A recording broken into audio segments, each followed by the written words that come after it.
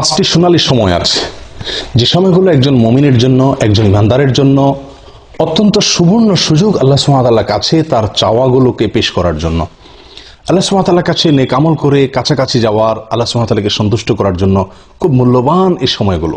সেই সোনালী পাঁচটি সময় কখন? তার প্রথমটি হলো জোহরের সময়।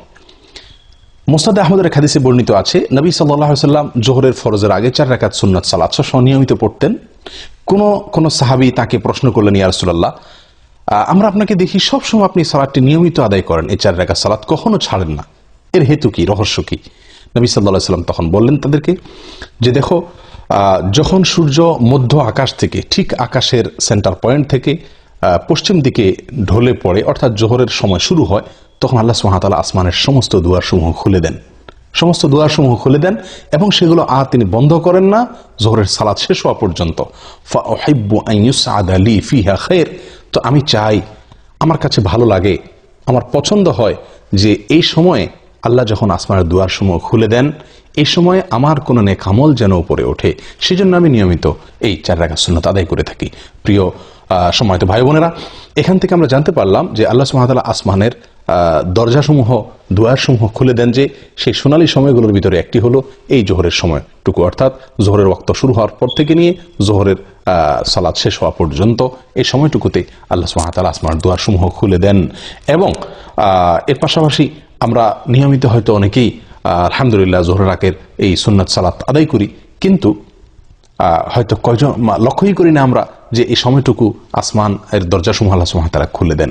সেই কথা মাথায় রেখে যদি আমরা সালাত আদায় করি, এবং নবী সাল্লাল্লাহু আলাইহি সাল্লামের প্রিয় ছিল যে এই সময় কোনো নেক আমল যেন উপরে ওঠে, আর সেদিকে তাকায় যদি আমরা ওই 4 রাকাত সুন্নাত আদায় করি, নিঃসন্দেহে সেখানে ভিন্ন রকমের স্বাদ, ভিন্ন রকমের মাত্রা আমরা অনুভব করতে থাকবো। এইগুলো এক সময় জোহরের সময় আল্লাহ সুবহানাহু ওয়া তাআলা আসমানের দুয়ারসমূহ খুলে দেন, যেটি মুসনাদে আহমদের হাদিসে বর্ণিত হয়েছে বিশুদ্ধ সূত্রে। নাম্বার 2, আজানের পরের যে সময়টুকু, আজানের পরপর কিছু সময়, এই সময়ও আল্লাহ সুবহানাহু ওয়া তাআলা আসমানের দুয়ারসমূহ খুলে দেন। নবী সাল্লাল্লাহু আলাইহি সাল্লাম থেকে বর্ণিত হয়েছে সহিহ তারগীব ওয়া তারহিবের ভিতরে এর হাদিস, তিনি ইরশাদ করেছেন, ইযা নুদিয়া বিস-সালাহ, যখন সালাতের জন্য আহ্বান করা হয়, আজান দেওয়া হয়, ফুতিহাত আবওয়াবুস সামা ওয়াস্তুজিবাদ দুআ, তখন আসমানের দুয়ারসমূহ খুলে দেওয়া হয় এবং বান্দার দোয়া কবুল করা হয়। দোয়ার নির্দিষ্ট কোনো পদ্ধতি, ধরা বাঁধা কোনো সিস্টেম এখানে বর্ণিত নাই, বরং মনের যে কোনো চাওয়াকে মনে মনে আল্লাহ সুবহানাহু ওয়া তাআলার কাছে পেশ করার জন্য মূল্যবান একটি সময় হলো এটি, অর্থাৎ আজানের পরবর্তী সময়টুকু। এটিও সোনালী 5টি সময়ের দ্বিতীয় এবং গুরুত্বপূর্ণ একটি সময়, আজানের পরবর্তী সময়টুকু। 3 নম্বর যে সময়টি সোনালী 5টি সময়ের ভিতরে, সেটি হলো এক সালাতের পরে অপর সালাতের জন্য যখন মানুষ অপেক্ষা করে, এই সময়টুকু, এটিও খুব গুরুত্বপূর্ণ একটি সময়। সূরা ইবনে মাজার হাদিসে বর্ণিত হয়ে আসছে, নবী সাল্লাল্লাহু আলাইহি সাল্লাম বলেন, আবশিরু হাযা রাব্বুকুম, তোমরা সুসংবাদ গ্রহণ করো, এই যে তোমাদের রব কদ ফাতাহা বাবা মিন আবওয়াবিস সামা, আসমানের দুয়ারসমূহের মধ্যে থেকে একটি দরজা তিনি খুলে দিয়েছেন, এবং ইউবাহি বিকুমুল মালাইকা, তোমাদের নিয়ে ফেরেশতাদের সঙ্গে তিনি গর্ব করছেন, বলছেন যে দেখো, আমার বান্দারা আমার নির্ধারিত ফরজ সালাত আদায় করার পরে অন্য ফরজের জন্য তারা অপেক্ষা করছে। প্রিয় বন্ধু, তাহলে এক ফরজ আদায়ের পরে অন্য ফরজের জন্য যখন মানুষ অপেক্ষা থাকে, ওই সময় আল্লাহ সুবহানাহু ওয়া তাআলা আসমানের দুয়ার খুলে দেন। এটিও সোনালী সময়সমূহের মধ্যে থেকে একটি। নাম্বার 4, ভোর রাত বা রাতের শেষ প্রহর, এটি অত্যন্ত মূল্যবান সময়ের মধ্যে থেকে একটি। আল্লাহর কাছে বান্দার আরজি পেশ করার, আল্লাহর কাছে বান্দার চাওয়াগুলোকে উপস্থাপন করার, দোয়া করার অত্যন্ত মূল্যবান সময়, বলা যায় সবচেয়ে সেরা এবং শ্রেষ্ঠ সময়।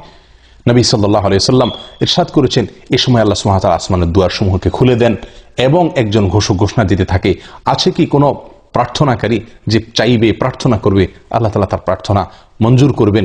আছে কি কোনো বিপদগ্রস্ত যে ব্যক্তি বিপদে পড়ে আছে, সে আল্লাহর কাছে মুক্তি চাইবে, আল্লাহ তাআলা তাকে মুক্তি দান করবেন?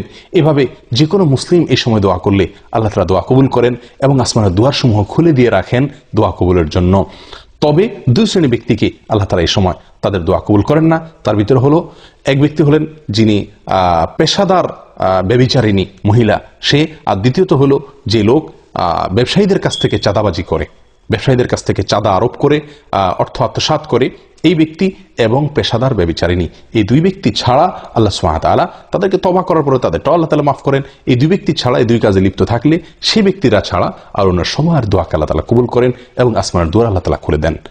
সম্মানিত ভাই বন্ধুগণ, এরপরে 5 নম্বর সোনালী সময় সেটি হলো একটি গুরুত্বপূর্ণ দোয়া, যেটিতে আল্লাহ তাআলার বড়ত্ব, আল্লাহ তাআলার প্রশংসা এবং আল্লাহ তাআলার পবিত্রতা বর্ণনা করা হয়ে থাকে।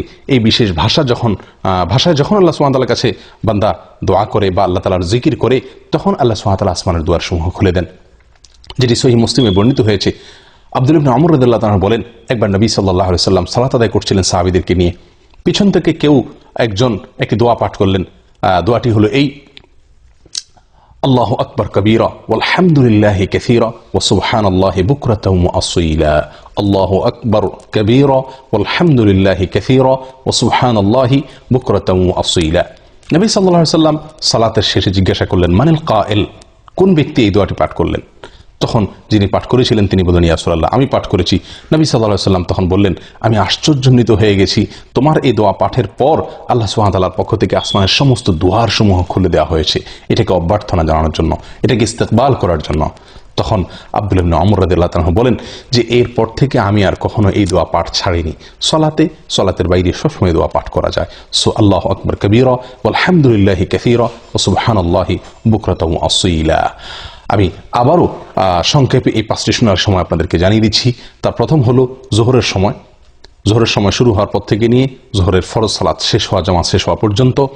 আর দ্বিতীয়ত হলো আজান যখন দেওয়া হয় সালাতের, 5 ওয়াক্ত সালাতের আজানের পরবর্তী সময়টুকু। 3 নম্বর হলো এক সালাত পড়ার পরে মানুষ যখন অন্য সালাতের জন্য অপেক্ষমান থাকেন ওই সময়টুকু। নাম্বার 4 হলো ভোর রাতের সময়টুকু, রাতের শেষ প্রহর। নাম্বার 5 হলো আল্লাহ সুবহানাহু ওয়া তাআলার প্রশংসায়, তার গুণগানে এই বিশেষ বাক্য আল্লাহু আকবার কবীরা ওয়ালহামদুলিল্লাহি কাসীরা ওয়া সুবহানাল্লাহি বুকরাতাও ওয়া আসীলা, এটা যখন পাঠ করা হয়। আসুন এই 5টি সময়কে, মূল্যবান সময়গুলোকে কাজে লাগানোর চেষ্টা করি। জীবন খুবই সংক্ষিপ্ত, আল্লাহ সুবহানাহু ওয়া তাআলার কাছাকাছি যাওয়ার চেষ্টা করি, নিজের চাওয়াগুলোকে মঞ্জুর করানোর জন্য আপ্রাণ চেষ্টা করি। আল্লাহ তাআলা আমাদের সকলকে তৌফিক দান করেন। জাযাকুমুল্লাহু খাইর ওয়া আখিরু দাওয়ানা আলহামদুলিল্লাহি রাব্বিল আলামিন।